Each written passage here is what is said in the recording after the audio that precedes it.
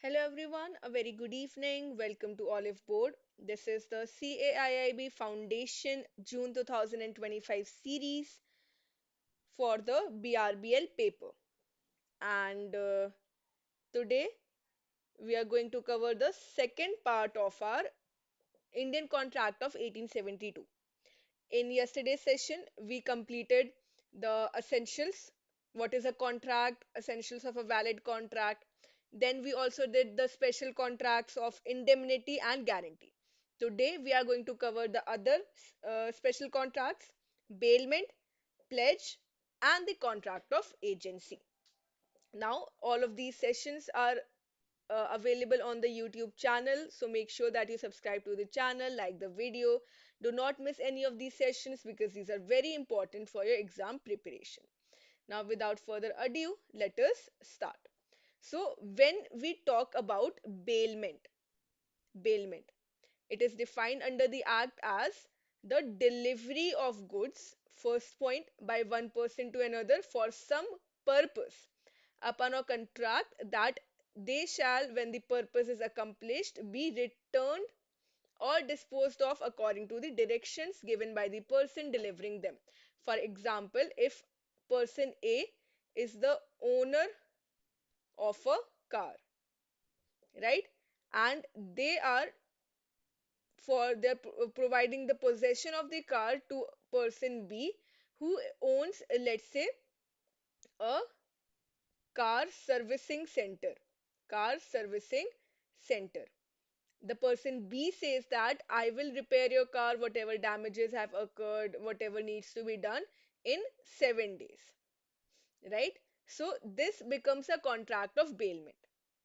Now, here the person delivering the goods is called the bailer. So the person A becomes the bailee, and the person to whom they are delivered is called the bailee. The service center person B becomes the bailee. So this is the contract of bailment. So delivering of goods, the physical delivery of the goods. We are handing over to change the possession of the movable property from one person to another for a specific purpose. Movable property and handing over. Change in possession, not the ownership. We are not selling the good, we are just changing or handing it over to another person for a specific time period, right? So the time period will be specified. After that time, the bailee will have to return that good to the bailer, and it is also the responsibility of bailer to take back that good after, for example, as given in the situation, after 7 days, right? Okay. So there must be a delivery of goods, there must be a contract to return the good after the specific purpose. Now, there are certain duties of the bailer and the bailee. Duty of the bailer is the transfer. No transfer of ownership is done. There's a complete disclosure of all the information related to the good, the title warranty, and it is also defended against any losses. The bailer has to defend the bailee against any losses. The bailee is going to acknowledge that the ownership is with the bailer. Only the transfer of possession is being made. The goods will be used only for the agreed goal.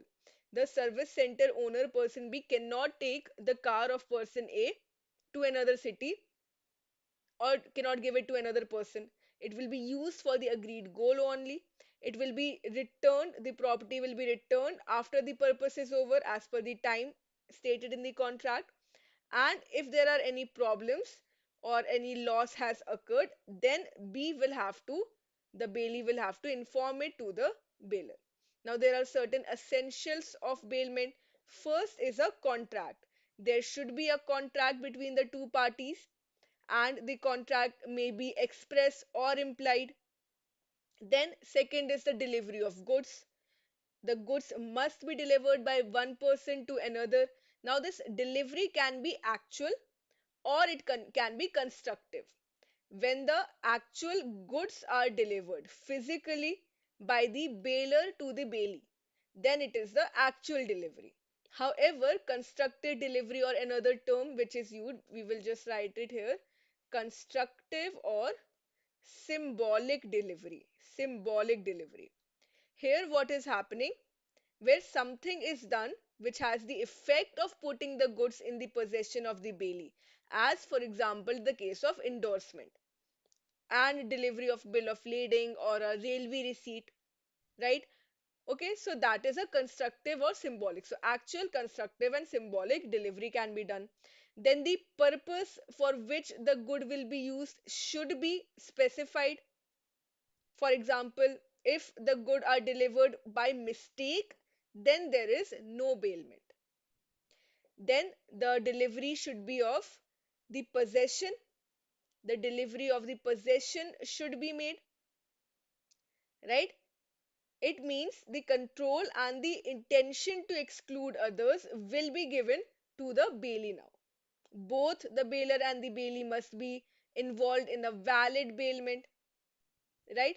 For example, a servant who obtains any goods from his master to deliver it to a third person is not a bailee, because the control or the possession is still with the master. They are just following the orders.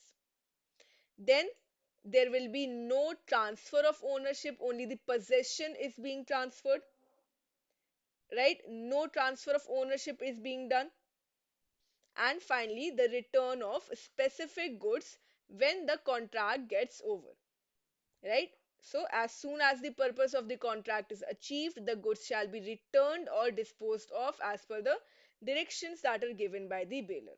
So there are certain responsibilities.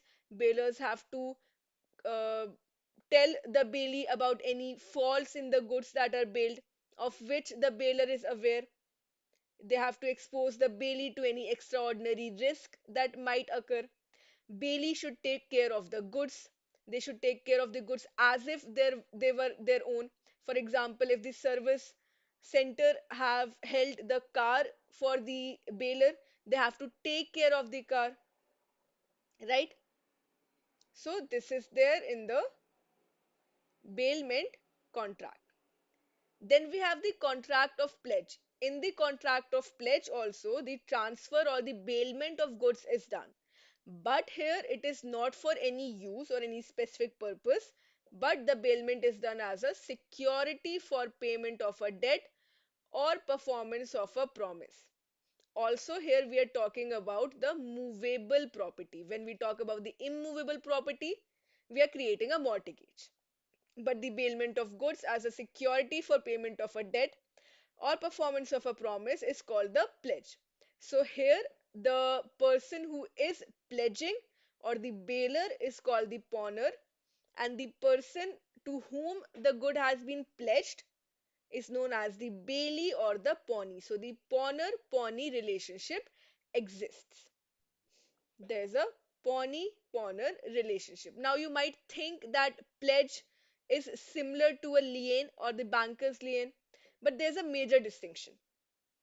The major distinction between a pledge and a lien is that in lien there is no power of sale or disposition of the goods, whereas in the case of pledge, the pawnee has the power to sell on default. Right. So in the case of a lien, there is no transfer of interest, and the person exercising the lien only has the right to retain the subject matter until he is paid. While in the case of pledge, sale can be made in the event of default, or we can also say that the pledge is assignable. The pledge is assignable. These are the important points. How pledge is different from the lien. All right. So the pledge is made by pledgee. Then we have the third type of special contract, which is the contract of agency. Agency means a third party.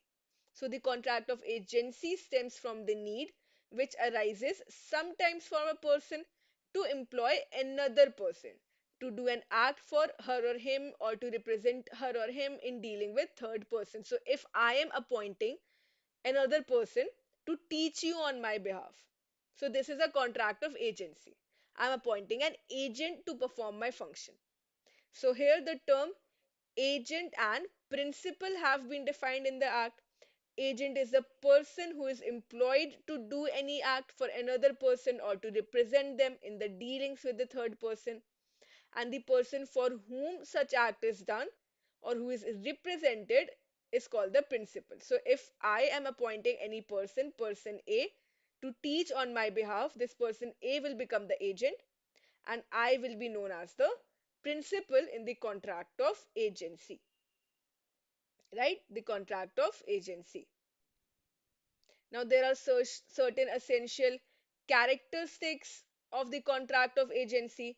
The principal should be competent to contract. We have seen the majority age of sound mind, then only they can employ an agent. The agent should also be competent to contract. They should again be of the majority age and of sound mind. And consideration for appointment, however, is not necessary. No consideration is necessary to create an agency, right? An authority is expressed when it is given in words by oral or written and when there are no consideration. So that is one thing that makes it different. All right. Now, there are certain duties that have to be performed by the agent. They have to carry out the work undertaken as the agent, as well the directions given by the principal. So every day at 8 p.m. the classes have to be taken by the agent to carry out the work rationally and with care, skill and diligence, to render the proper accounts to the principal on demand and not cause any loss due to misappropriation or fraud, to communicate with the principal if she or he faces any difficulty, and to pay the principal all the sums received for them after deducting their money, right? So the agent has to perform all the responsibilities that are assigned to them by the principal, taking due care with diligence and skill. If any loss has occurred, they have to inform it to the principal.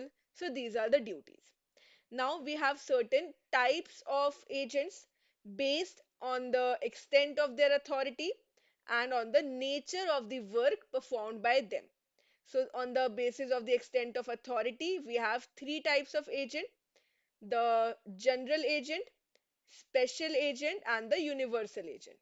General agent, special agent, and universal agent based on the authority and based on the work that they perform, the nature of work performed, they can be the mercantile or the non-mercantile agent, right? So specific agent or special agent for a particular act, they can be appointed. For example, an agent employed to sell a house belonging to a principal. General agent who is authorized to do all the acts in respect of a particular line of business, trade, or employment. And universal agent is one whose authority to act for the principal is unlimited, right?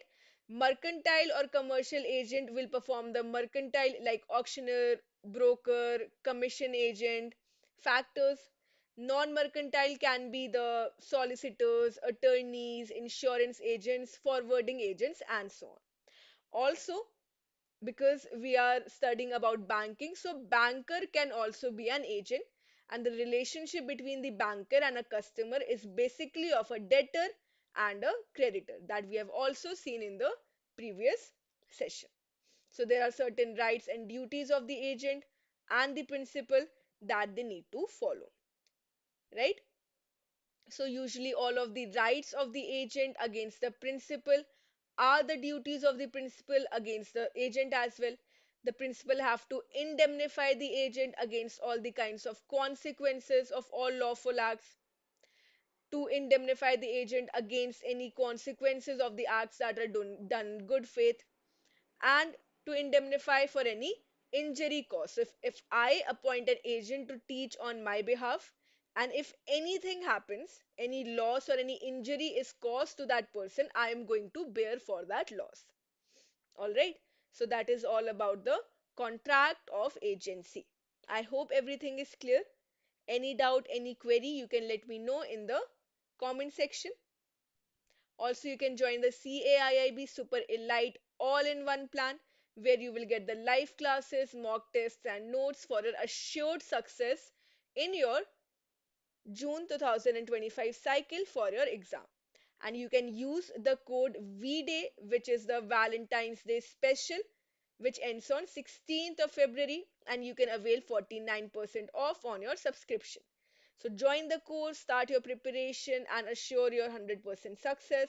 I will see you again tomorrow with the next session, and you can download the PDF. The link is there in the description box.